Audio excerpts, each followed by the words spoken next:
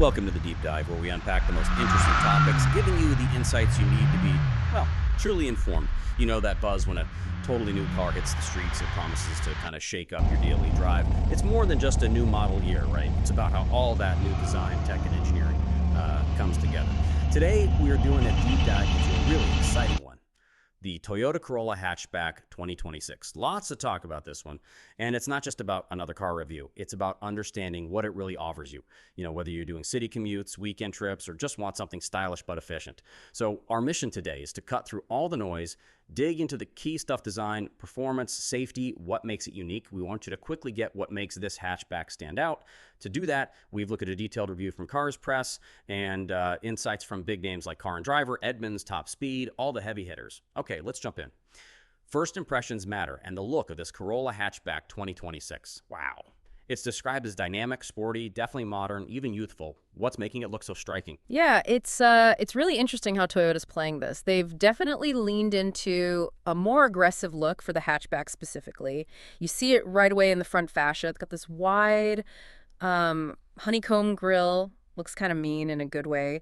And paired with those sharp LED headlights, it just screams athleticism. Okay, yeah, I can picture that. Yeah. Much more aggressive than, say, the sedan. Exactly. And then you have these sleek lines flowing back and that low roof line. It's not just for show. It gives it this really solid stance on the road.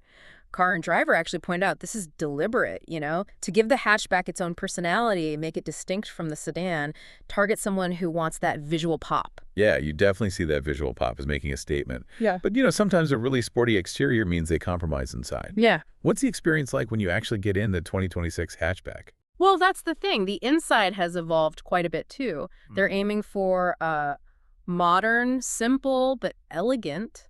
There's a real focus on using higher quality materials, soft touch stuff, nice little chrome bits. Yeah. It feels a touch more luxurious than you might expect in this class. It's a bit more premium. Exactly. So for you, the driver, it just makes the whole environment more comfortable, more sophisticated, makes that daily grind feel a bit better. That sounds promising. Details matter. What about the tech? Is it just bigger screens, or is it actually useful integrated tech? Oh, it's definitely more than just bigger screens, although the screens are nice. Standard is an 8-inch touchscreen, which is, perfectly fine. But you can upgrade to this big 12.3-inch high-res screen that feels really premium. 12.3 inches, wow. Yeah. And crucially, it comes with wireless Apple CarPlay and Android Auto standard. Oh, finally. No more cables. Right. Huge convenience. Plus, you get multiple USB-C ports for fast charging. Everyone needs those now. Absolutely. For driver and passengers. Yep. And if you like your music, there's an optional JBL 8-speaker sound system. Add in a digital gauge cluster, voice commands, Bluetooth, even Wi-Fi for updates. Yeah. It's a properly modern setup. That seamless connection, the charging. That's what people expect now. But okay, tech's great, but comfort is king. How are the seats, the space, the actual ergonomics? Good point. And they haven't forgotten the basics. The front seats are actually really supportive, good for longer drives. Yeah. And on the higher trims, you can get power adjustment, heating, even ventilation, stuff you usually find in pricier cars. Ventilated seats in a Corolla. Nice touch. It is. And the driving position itself, it's intentionally low, gives you that sporty, connected feel, but they've made sure you still have good visibility out the front. In the back, the seats are comfortable, good support, and guess what? Right. USB-C ports back there, too. So backseat passengers aren't forgotten. Smart. And yeah, for practicality, you've got the 60/40 split-folding rear seats to expand the cargo area, plus lots of little storage spots around the cabin. Okay, sounds like they've thought about people and their devices. But it's a hatchback. The big question is always cargo space.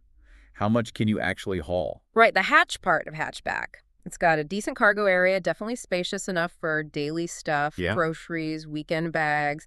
The tailgate design is smart too, opens wide, easy to load. And there's an adjustable cargo floor, which helps organize things. Okay, what are the numbers? You're looking at about 17.8 cubic feet, which is, pretty practical. Yes, I sense a but. Well, yeah. As Car and Driver noted, it's good, but maybe not the absolute biggest in its class. Some rivals, like the Honda Civic hatch, offer a bit more room back there. Right, so Toyota's balancing that sporty look with the utility. It seems like a trade-off many people might be happy with. Fair enough. So it looks sharp, the inside is nicely done, good tech. But how does it drive? What's under the hood? Okay, the driving dynamics. This is where they're aiming for a balance, I think. Performance versus economy. It's got a 2.0-liter four-cylinder engine, makes 169 horsepower and 151 pound-feet of torque. Which sounds decent for this class. It is decent. Toyota seems to be optimizing for what you might call usable power. Enough zip for getting around town, merging onto the highway confidently, but without killing your fuel economy. Makes sense for a daily driver. And the transmission. You've got choices. There's a CVT, the continuously variable transmission, super smooth, great for efficiency. Or, and this is cool for enthusiasts, you can get a proper 6-speed manual transmission on the SE trim. A manual.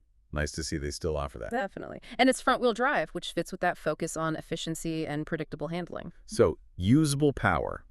What does that translate to in, like, acceleration? Yeah. And more importantly for many, fuel economy. Right, the numbers. 0 to 60 mile per hour or 0 to 100 kilometers is around 8.2 seconds. Respectable, not blistering. Top speed is about 124 millimeter or 200 kilometers, but the fuel efficiency, that's where it really impresses. You're looking at roughly 30 mpg city, 38 mpg highway. Wow, 38 highway. That's really good. Yeah, it is. In metric, that's about 7.8 liters per 100 kilometer city, 6.2 highway. And the tank holds around 50 liters, so decent range, too. Those are strong efficiency numbers. How does it actually feel on the road, though? Is it comfortable? Quiet? They've definitely worked on the ride quality. It's got an upgraded McPherson strut front suspension and a multi-link setup in the rear. Which means it's designed to be comfortable over bumps, soak up imperfections pretty well, keep things quiet. But it also feels stable and responsive when you turn. The goal seems to be reducing vibrations, road noise, making it smooth and pleasant, even on longer trips. Less tiring to drive. comfort and quietness. Always appreciated. Okay, switching gears.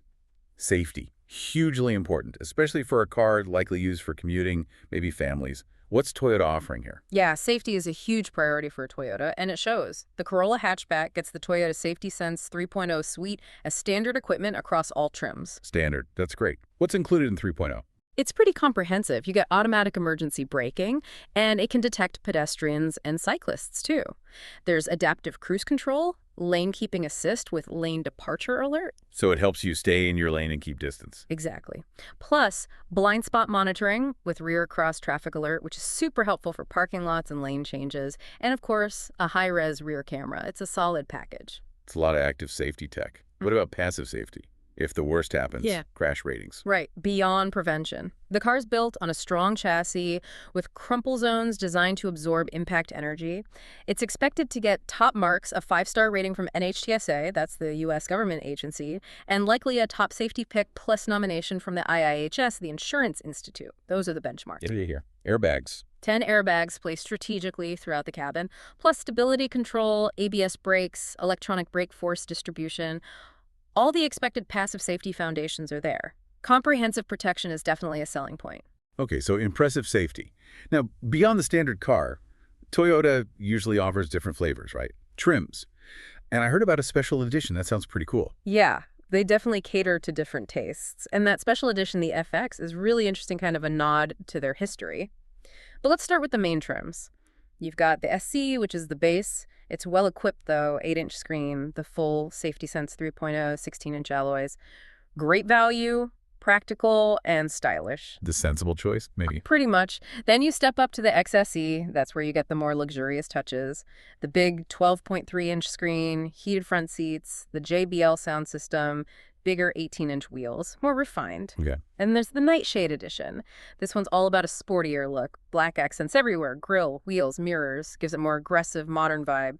Same core car underneath that just looks meaner. The Nightshade sounds like it doubles down on that aggressive front end we talked about. Yeah. The FX edition. That sounds like a real throwback. What's the story there? It totally is a throwback. The FX edition is directly inspired by the old Corolla FX16 from the 80s. Remember those? Vaguely. Sporty little hatchback. That's the one. So this new FX edition gets a unique, sporty look, like a glossy black rear spoiler, cool 18-inch metallic wheels. And the best part, it actually has heritage badges on the back, like the original. It's a cool nod to the past. That's awesome. So aimed at enthusiasts. Yeah, definitely for people who appreciate that classic connection but want a modern car. Toyota showing they haven't forgotten their fun side. Love that. Okay, we've covered looks, tech, power, safety, trims. Now the really practical stuff. Price. What are we looking at? And what about the warranty? Right, the bottom line, value is always a big part of the Corolla story, and Edmunds noted this one continues that tradition. The starting price is expected to be around 25,000 US dollars for the base SE. 25,000, that seems pretty competitive. It really is for what you're getting, especially with the standard safety tech. The FX edition will probably be a bit more, naturally, because of the special bits. Makes sense. And warranty. What kind of backing does Toyota offer? Toyota's warranty is generally pretty solid. You're typically looking at a basic warranty of 3 years or 100,000 kilometers, whichever comes first. That covers most of the car. And if they do bring out a hybrid version later, those hybrid components like the battery usually get a longer warranty, often up to 8 years or 160,000 kilometers. Okay, standard stuff, but good peace of mind. Just need to keep up with the maintenance. Exactly. Stick to the schedule at authorized dealers and you're covered. Gotcha. And where are these actually built? Is it just Japan or? Oh, it's a global effort. Toyota builds the Corolla Hatchback in several places. Key plants are in Japan, of course, Motomaki and Tsutsumi. But they also build it in the U.S., in Mississippi for North America, and in the U.K. for Europe, and Canada, too, in Ontario. So yeah, truly a world car. Okay, good to know. Now, no car exists in a vacuum. This segment is tough. Who are the main rivals the Corolla Hatchback is up against? And how does it really stack up pros and cons? Yeah, this is a crucial question for anyone shopping. What are the trade-offs you're making? It's a crowded field. You've got the Honda Civic hatchback, always strong competition, known for performance and space. The Mazda 3 hatchback, often praised for its premium feel and fun driving dynamics. The Mazda 3 is sharp looking. It is. Then there's the VW Golf, the benchmark for many, known for refinement. Hyundai i30, Kia Cerato hatchback both offer great value and lots of features. It's a real battleground. Definitely some heavy hitters there. So let's break it down. What are the absolute advantages? Why choose the Corolla Hatchback? Okay, pros. First, that attractive sporty design. It really does stand out now, especially compared to older Corollas. Youthful, aggressive. Second, excellent fuel economy. Those numbers, 30 city, 38 highway, are genuinely great and save you money long term. Can't argue with that. Third, Toyota reliability. It's legendary for a reason. Durability, low maintenance costs, that's huge peace of mind. Fourth, the advanced safety features being standard with Safety Sense 3.0. That's a big win. Yeah, standard safety is key. Fifth, the modern cabin tech. Big screen option, wireless phone integration, JBL audio available, keeps things feeling current. And finally, that comfortable ride quality. The suspension tuning makes for a smooth, stable drive. Okay, those are compelling points. Reliability and efficiency are huge Toyota strengths. But let's be balanced. Where does it maybe fall a bit short? What are the cons or trade-offs? Right. No car is perfect. Oh. One point often mentioned is limited rear seat space. It's okay, but taller adults might feel a bit cramped back there on long trips, maybe more so than in a Civic. Okay, rear legroom. What else? The cargo space, while practical at 17.8 cubic feet, is a bit smaller than some rivals. Again, the Civic hatch often gets mentioned here as having more hauling capacity. So maybe not the absolute most practical hatch. Potentially, it depends on your needs. Mhm. Also, the engine, while efficient, is less powerful than some competitors. Right. If you're really after sporty acceleration, some rivals offer more punch. Some reviews also mention average sound insulation. You might notice a bit more wind and road noise at highway speeds compared to, say, a VW Golf. And lastly, a minor point, perhaps, but some users find the infotainment system can be a bit slow sometimes, maybe a slight lag switching apps, though software updates often improve that over time. Okay, good to know the potential downsides, too. So bringing it all together, what's the final takeaway for someone considering this car? It really sounds like the Toyota Corolla Hatchback 2026 is a seriously compelling package. It seems to get what modern drivers want, looks good, packed with useful tech, keeps you safe, and importantly, sips fuel. It finds that balance, doesn't it, between the sporty vibe and the everyday practicality you actually need. Plus, you get that bedrock of Toyota reliability. It feels like a smart evolution. Absolutely. And I think this deep dive really shows, choosing a car now isn't just ticking boxes on a feature list. It's about how those features fit your life, the philosophy behind the car. Whether it's the cool nod to the past with the FX edition, or its efficient engineering, or the global way it's built, it reflects Toyota evolving its core models while staying true to what people expect from them. Reliability, efficiency, value. It's a really versatile, well-thought-out option in a tough market segment. So as you think about this new Corolla hatchback, blending that bit of heritage with all the modern tech, here's something to chew on. When car makers adapt these classic names for new generations, trying to hit both nostalgia and future trends, which do you think matters more for a car's lasting appeal? Is it that connection to the past, or is it the relentless push for the newest, latest technology? Something to think about.